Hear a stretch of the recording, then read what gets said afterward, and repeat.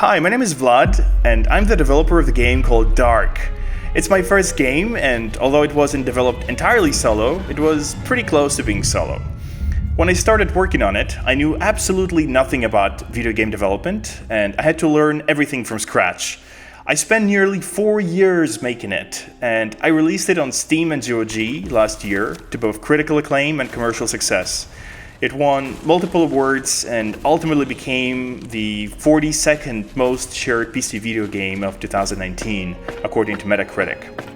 Following the successful launch of DARQ, I just kind of wanted to do something nice and show my appreciation to the community who supported me and the game for so many years. So I ended up announcing 2 DLCs to be released entirely for free.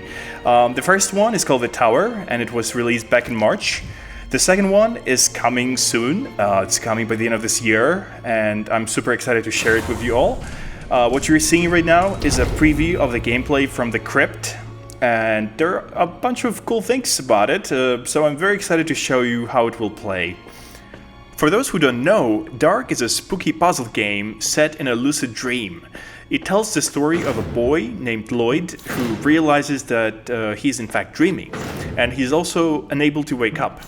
So since the game is set in this abstract dream world, it allows the player to do things that are impossible in the real world, such as walking on walls and ceilings, manipulating the environment in the most unexpected ways, and solving puzzles that don't always follow the rules of logic, which usually ends up being pretty fun for the player to see the outcomes that they didn't quite anticipate. So by now you must be wondering, why the hell is Lloyd missing his head? Which is a valid question to ask at this point. To address this, I have to give you a bit of a spoiler.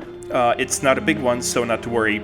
Lloyd loses his head in the first DLC, so the second DLC develops this idea further and makes switching between the body and the head into the main mechanic of the level.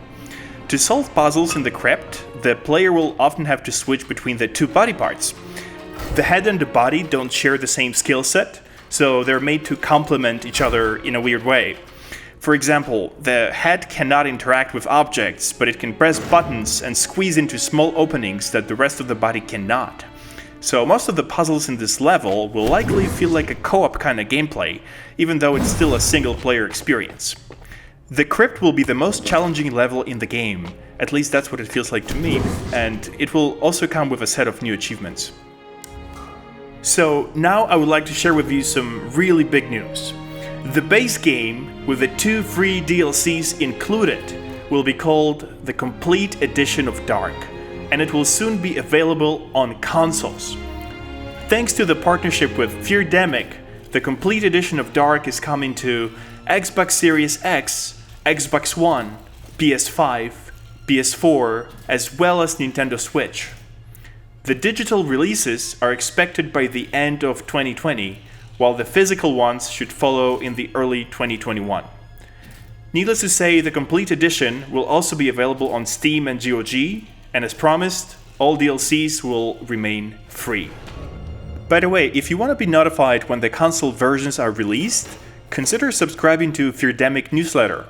In addition to updates on console ports, you will receive the award-winning music from DARQ, wallpapers, and a sample of my new book in which I share the behind the scenes of bringing DARQ to life.